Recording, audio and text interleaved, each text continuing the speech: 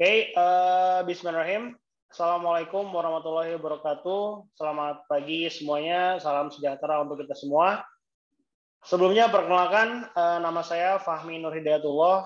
Saya merupakan salah satu alumni dari Fakultas Kedokteran Universitas Jenderal Ahmad Yani.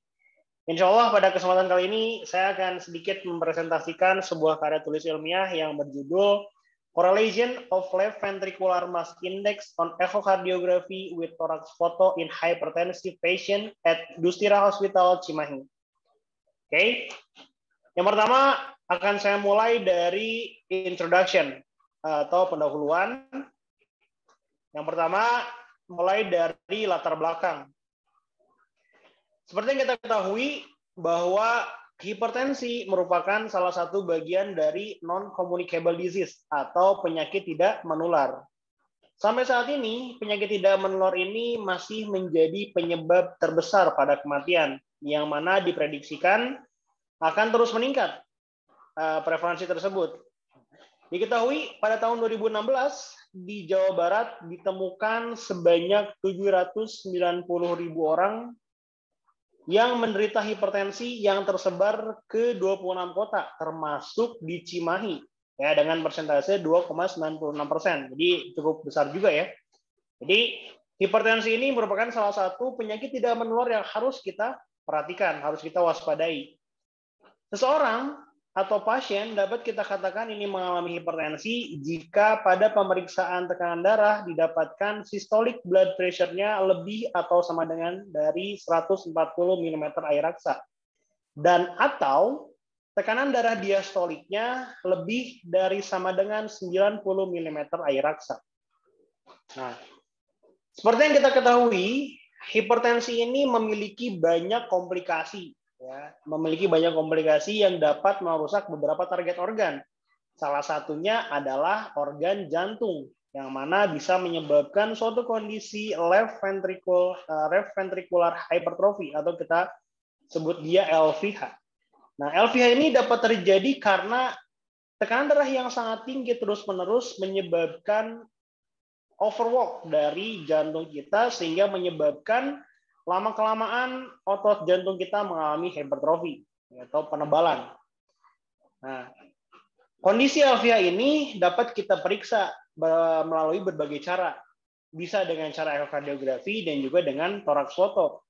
Ekokardiografi kita bisa menilai dari left ventricular mass index, sementara dari thorax photo kita bisa menilai CTR atau cardiac thoracic ratio. Nah, berdasarkan hal tersebut, di sini peneliti tertarik untuk menilai apakah ada korelasi antara pemeriksaan left ventricular mass index dengan pemeriksaan thorax photo pada pasien-pasien yang mengalami hipertensi di Rumah Sakit Dustira.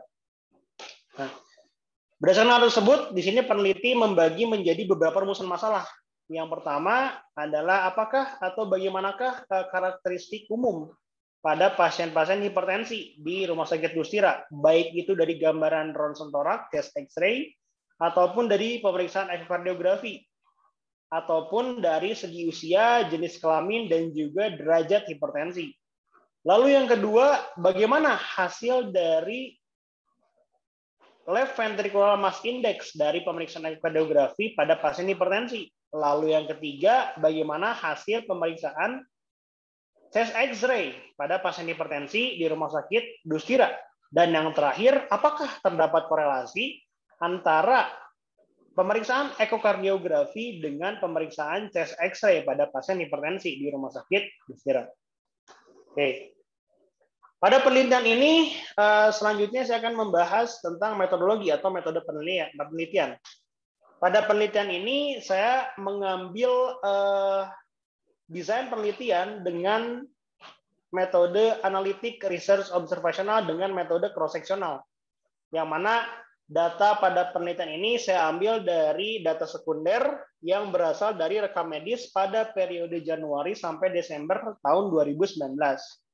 Nah, berdasarkan desain tersebut, di sini saya menentukan beberapa kriteria inklusi untuk sampel penelitian saya. Yang mana yang pertama adalah bahwa pasien yang akan diambil sebagai sampel harus termasuk ke dalam klasifikasi hipertensi dari GNC7 pada rekam medis yang diperiksa.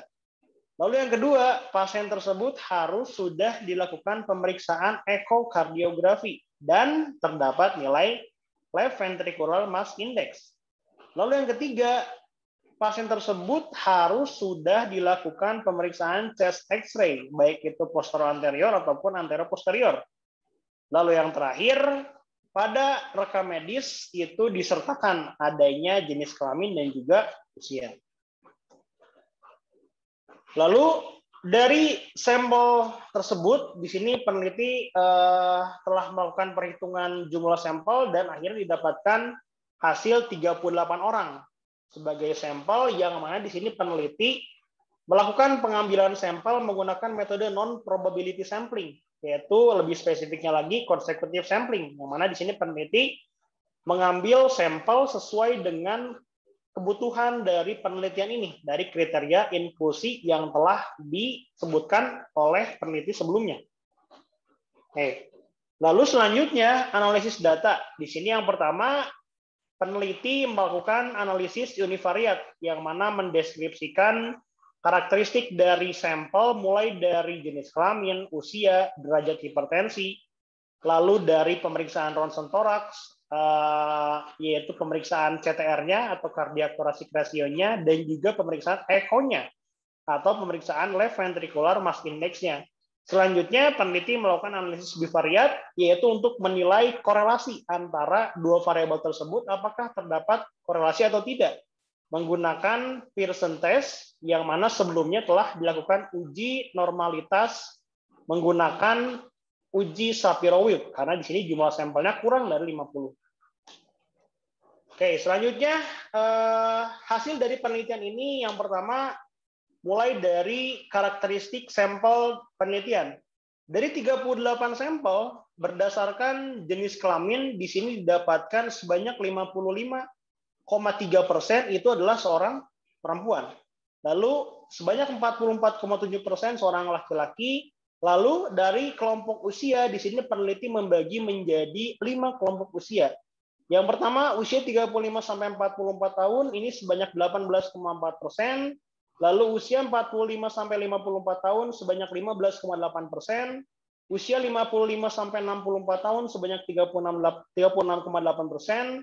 Usia 65-74 tahun, sebanyak 18,4%. Usia lebih dari 75 tahun, sebanyak 10,5%. Lalu dari derajat hipertensi di sini dari 38 sampel didapatkan sebanyak 52,6% itu merupakan hipertensi grade 1. Lalu 47,4% itu merupakan hipertensi grade 2. Lalu dari hasil pemeriksaan left ventricular mass index dari ekokardiografi didapatkan bahwa sebanyak 71,1% itu tidak mengalami LVH, atau dalam kata lain tidak terdapat peningkatan left ventricular mass index. Lalu sebanyak 28,9% itu mengalami LVH, yang mana berarti terdapat peningkatan left ventricular mass index. Yang terakhir, karakteristik berdasarkan thorax foto atau chest X-ray sebanyak 86,5% mengalami kardiomegali, yang mana berarti cardiac thoracic ratio-nya lebih dari 50%, sementara 13,5% itu normal, berarti cardiac thoracic ratio-nya pun normal, ya, tidak terjadi peningkatan. Lalu selanjutnya pemeriksaan korelasi antara left ventricular mass index dengan hasil pemeriksaan chest X-ray. Apakah ada korelasi antara keduanya? Di sini dari analisis data menggunakan software analitik yaitu SPSS, bahwa menggunakan uji Pearson didapatkan nilai P atau P value sebesar 0,647, yang mana nilai P ini lebih dari 0,05, yang berarti menunjukkan ini tidak signifikan. Oleh karena itu dari hasil P value ini bisa kita simpulkan bahwa pada penelitian ini tidak terdapat korelasi antara pemeriksaan left ventricular mass index dan juga hasil pemeriksaan chest X-ray pada pasien hipertensi, yang mana bisa kita sebut bahwa H0 diterima. Jadi tidak ada efeknya, tidak ada signifikan lah dari kedua variabel tersebut. Oke, selanjutnya yang terakhir kesimpulan. Yang pertama mulai dari karakteristik general bahwa dari segi jenis kelamin didapatkan mayoritas pada sampel ini terdapat 21 orang itu perempuan atau sebanyak 55,26%. Lalu dari kelompok usia paling banyak adalah kelompok 55 sampai 64 tahun sebanyak 14 orang atau 36,84%. Lalu dari derajat hipertensi paling banyak ini pada hipertensi grade 1 sebanyak 20 orang atau 52,63%. Lalu dari kelompok pemeriksaan left ventricular mass index dari ekokardiografi, ini mayoritas tidak mengalami LVH sebanyak 27 orang atau 71%. Lalu yang LVH atau yang mengalami peningkatan di left ventricular mass index sebanyak 11 orang atau 28,99%. Lalu dari yang terakhir, dari thorax foto didapatkan mayoritas ternyata mengalami kardiomegali sebanyak 33 orang atau 86,84%. Dan sebanyak 5 orang ini normal ya, 13,16%.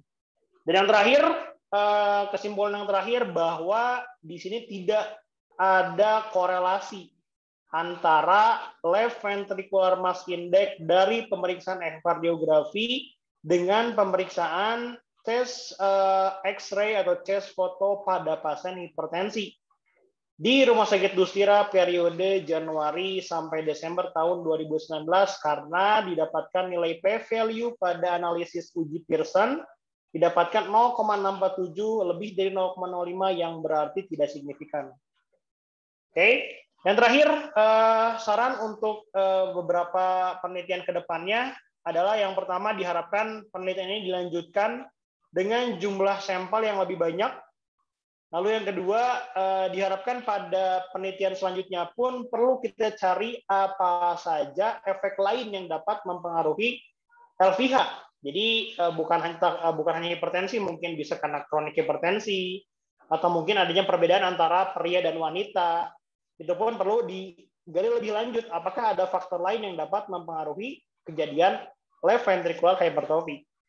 Lalu yang ketiga, perlunya juga kita lakukan penelitian lebih lanjut untuk mencari faktor-faktor apa sajakah yang mempengaruhi kardiomegali pada pemeriksaan chest X-ray. Mungkin bukan hanya kondisi hipertensi, ada juga faktor-faktor lain.